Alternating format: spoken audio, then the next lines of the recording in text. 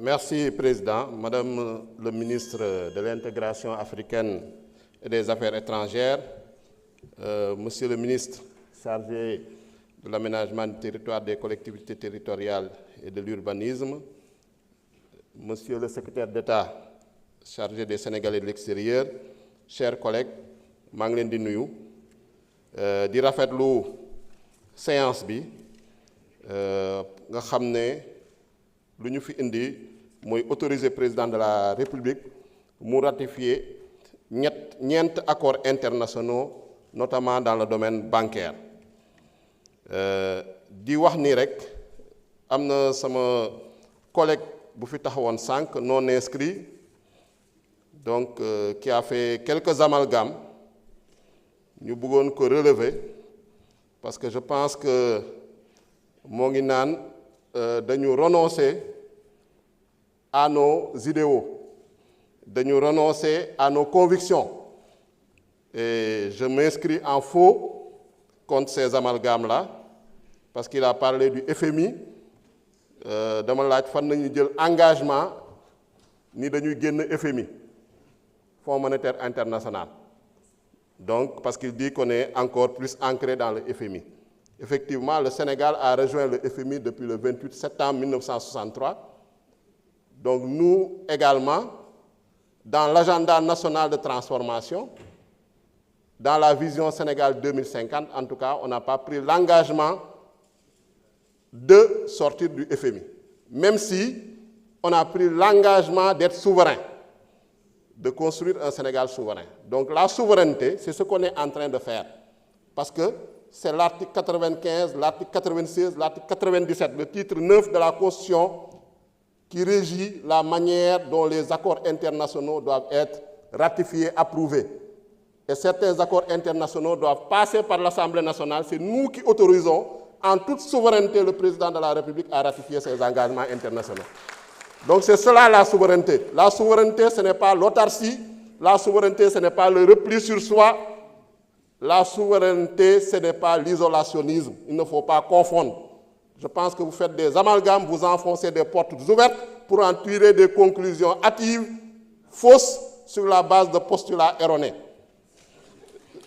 Je voudrais quand même revenir sur ces importants projets de loi, parce que le contexte international marqué par une crise du multilatéralisme, par également une raréfaction des ressources concessionnelles, un contexte national marqué par les errements budgétaires et financiers de l'ancien régime, donc qui nous vaut un taux d'endettement de près de 100% du PIB, un déficit de plus de 12% du PIB sur la base de chiffres maquillés, sur la base de données falsifiées, sur la base de comptes trafiqués, nous impose de diversifier nos sources de financement. Parce que l'agenda national de transformation, effectivement, et la stratégie nationale de développement 2025-2029 nécessitent des financements. D'abord, la stratégie du gouvernement, c'est de renforcer le financement endogène à travers la maîtrise des dépenses, à travers également l'amélioration des recettes. Mais il faut aller également chercher les financements extérieurs, notamment les financements, les ressources concessionnelles. Quand on parle de ressources concessionnelles, ce sont des financements et des prêts qui sont accordés à des conditions plus avantageuses, soit par les taux d'intérêt qui sont plus faibles, soit par des périodes de grâce qui sont plus longues. Et ça, ce qui peut nous amener à avoir beaucoup plus, parce qu'on a des ressources concessionnelles à travers, par exemple, la Banque mondiale, la Banque africaine de développement, la Banque islamique de développement, etc. Mais il faut diversifier. Je pense que le gouvernement s'engage à aller dans ce sens. Effectivement, la plupart des projets de loi autorisant en tout cas le président de la République à ratifier les conventions que nous sommes en train d'examiner, certains ont été signés depuis plus de 10 ans, 15 ans sous l'ancien régime. Mais on avait l'impression qu'ils dormaient depuis lors. Pourquoi ils ne les ont pas amenés à l'Assemblée nationale pour les ratifier? Donc c'est sous le régime de Bassirou Diomaye Faye qu'on va les ratifier pour permettre au Sénégal de financer son développement, pour permettre de financer l'agenda national de transformation pour un Sénégal juste, prospère et souverain. Donc je vous remercie, chers collègues. Merci. Jërëjëf, honorable Ayib Daffé.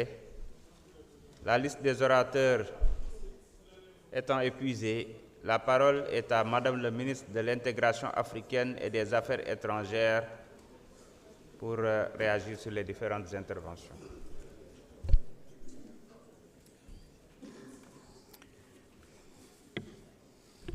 Merci beaucoup, Monsieur le Président. Kon ñu jéem a tontu ci laaj yi ñu fi laaj yi muy laaj yu am solo tàmbalee ko ci ratification bi Abdoulaye Thomas Faye laajte lan moo waral modification ci annexe convention commission bancaire de l'UEMOA. ñuy wax ne ratification convention bi nag dafay topp ci commission bancaire bi li mu tëral bu ñu autoriser parlement bi mu ratifier ko ba pare muy indi suñu dëkk bëgg a dugg nag ci kuréel boobu disposition yépp yi nga xam ne dañu tënku ci article 3 ak alinéa 2 yi nga xam ne ñooy wax ni après avis du comité politique monétaire de la BCEAO le conseil des ministres de l'UEMOA mën na modifier annexe bi ak modification yi nga xam ne yi ñoo ci topp ñoo topp ci ratification approbation bi kon loolu mooy tontu ci lan mooy modification yi nga xam ne moom la ñuy tëral.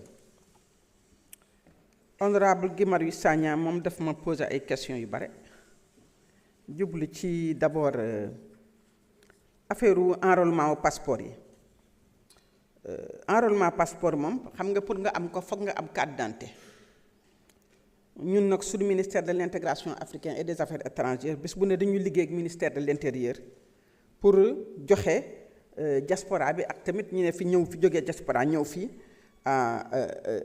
carte d'identité nationale bitim réew wala feneen pour ñu mën a am seeni passeport.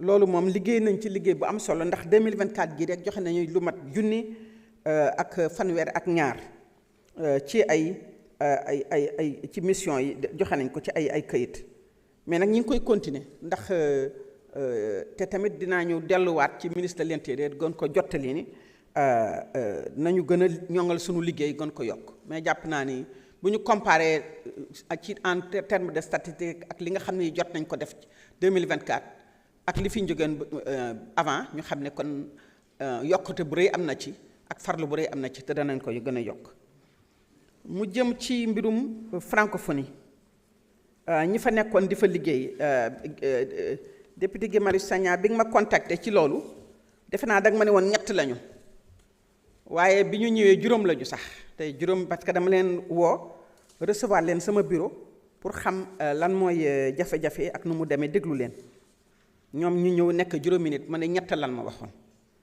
mais liñ leen waroon fay yépp ci seen ay salaire fay leen ko li ñu leen ameloon def ba fin d'année 2024 ci seen ay salaire sécurité sociale lañ leen desel ñi ngi koy toppatoo waaye ñoom boo leen laajee da nga ne juróom yépp li ñu leen waroon fay nañ leen ko ndax xam nañ ne ay borom kër lañu te buñ leen amelee situation bi metti na waaye dañ ci góorgóor lu ñu mën ba fay leen